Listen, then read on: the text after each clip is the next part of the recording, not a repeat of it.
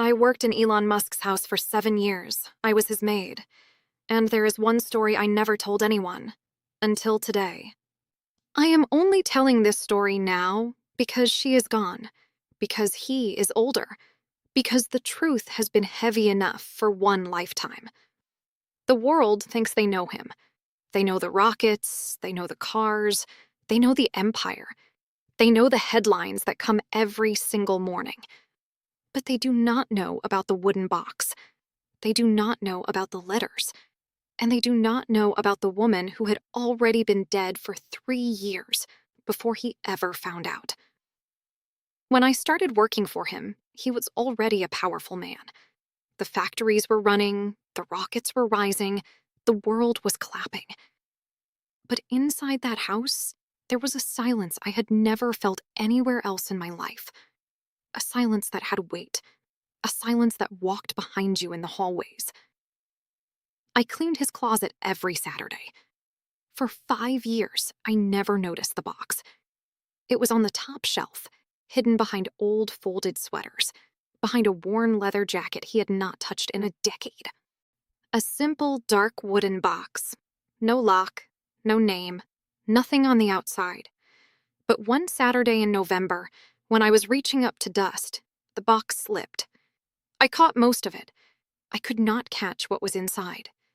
Letters spilled across the floor. Dozens, maybe 100.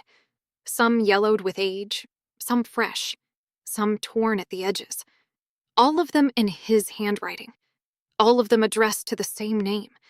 And all of them stamped, in red ink, "Return to sender." I froze on my knees. I should have gathered them quickly. I should have closed the box and walked away. That is what a maid does. That is what 7 years of training teaches you. You do not see what you are not meant to see. But the letter on top of the pile was different from the others. It had a small piece of paper clipped to the front of the envelope. The handwriting on it was not his. It was a woman's handwriting. Careful, tired, kind. The note said only this: "Sir, please stop sending letters to this address. This apartment has been empty since the funeral. She passed in November, 3 years ago. We thought you already knew. We are so very sorry." I read it 3 times. I did not understand at first. Then I understood too much, all at once. The dates on the envelopes. The letters in his handwriting. He had been writing to her for years, after she had died. For 3 years. He had not known. I did not hear him come in. I was on my knees on the floor of his closet, the letter in my hand, surrounded by all the others. When I looked up, he was standing in the doorway. He did not speak. He did not move. He just looked at the letter in my hand, and his eyes went very far away, like he was watching something from a long time ago come back into the room with him. Then he slid down the wall, slowly, like a man whose legs had decided for him. He sat on the floor of the hallway, his back against the wall, and he did not look at me. He just said, very quietly, "Which one is in your hand?" I read him the date. He closed his eyes. He said, "Then I was still writing to her on her birthday, 2 years after." His voice did not break. It just got smaller, quieter, like a man whispering inside a church he had not entered in a long time. That was the first night I learned who she was. The first night I learned the whole story. And I have carried it with me every day since. Her name does not matter for this story. Her family asked that it never be spoken aloud. I will respect that for as long as I live. But I can tell you who she was. She was a girl he met in Canada, before the money, before the companies, before any of this. He was a tired young man working 2 jobs, sleeping on a couch he shared with another student, eating whatever he could afford. She was a waitress at a small diner where he ate his late-night meals. She had soft eyes and a slow laugh. She had a heart condition she had carried since she was a little girl. She did not tell him. She did not tell him for almost 2 years. When she finally did, she was already sick. She had known for months. She had not wanted to make him afraid. He wanted to stop everything. He wanted to take her to specialists. He wanted to sell what little he had and pay for treatment. He was 24 years old, and he had already decided he would give up every dream he had ever held for her. She said no. She told him she did not want to spend the rest of her life watching him slow down because of her. She did not want to be the reason he never reached the things he was meant to build. She told him she had loved him because of the fire in him, not in spite of it, and she could not be the one to put that fire out. She left him. She moved to a small town in another country. She made her sister promise that nobody ever would tell him if something happened to her. She wrote him exactly 1 letter after she left. He kept it folded inside the lid of the wooden box.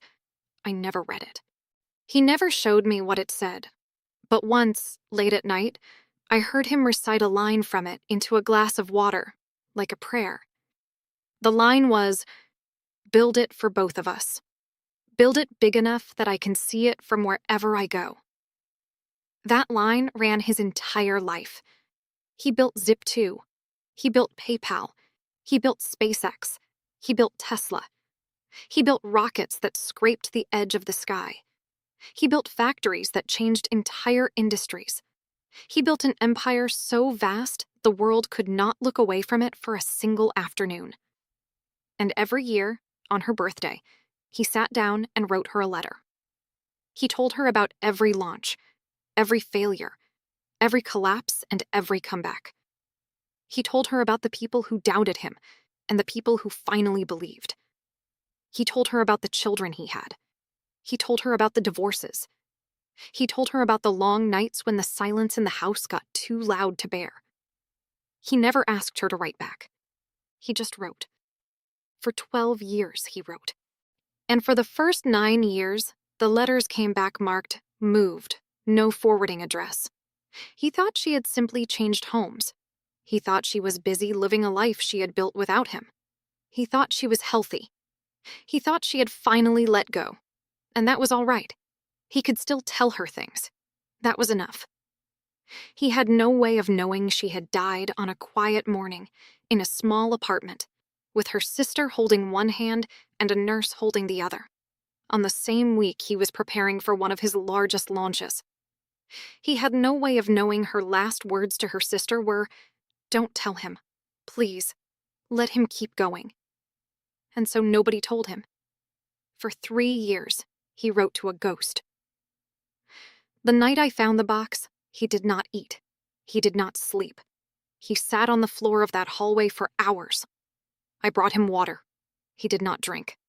I brought him a blanket. He did not put it on. He just held the letter in his hands and stared at it. At one point, very late, he said, almost laughing, almost breaking, "She was alone. She was alone when it happened, and I was watching a rocket rise." I did not know what to say, so I said nothing. I just sat on the floor a few feet from him, the way you sit with someone whose grief is too heavy for words. He did not ask me to leave. I did not leave. He sent one more letter after that night. Just one. He told me about it the next morning, in a voice that sounded like it had been crying all night, even though I had never seen him cry. He had written it to her sister. He had asked for the address of the grave. He had asked if he could come. He had asked, gently, if she would let him. The sister wrote back. She said no. She said her sister had asked, before she died, that he never visit her grave. Not because she was angry, not because she had stopped loving him, but because she had spent her whole life protecting him from the one thing that might finally slow him down. And she did not want her grave to be the thing that did it. She wanted him to keep building. She wanted him to keep reaching. She wanted to be the wind at his back, not the weight at his feet. The sister ended the letter with a single line. She said, "She used to watch your launches on her phone in the hospital. She held it up like she was holding your hand. He never wrote another letter after that. But every November, on her birthday, he sat alone in his study with the wooden box. He did not open it. He just held it on his lap, sometimes for an hour, sometimes for the whole afternoon. And then he placed it back on the top shelf, behind the sweaters, behind the old leather jacket, where I had first found it. The world kept calling him a genius. The world kept calling him a villain. The world kept calling him brilliant, reckless, brave, dangerous, visionary, impossible. The world had 100 names for him. None of them knew the one name he whispered into the dark. People will ask why I am telling this story now. I am telling it because I am old. I am telling it because she is gone, and he is older, and the truth has waited long enough. I am telling it because the world looks at him and sees only what he built. They do not see what built him. They do not see what fueled him. They do not see the small wooden box on the top shelf of a closet in a house most people will never enter. He could touch the stars. He could not touch the one hand that had ever held his without wanting anything in return. He could send rockets to Mars. He could not send a letter to the only address he wanted to reach. He built an empire visible from space. And somewhere, in a small cemetery in a small town, there is a stone with a name on it that the world will never know. She watched him from her hospital phone. He built the whole world for her. And neither of them ever got to say goodbye.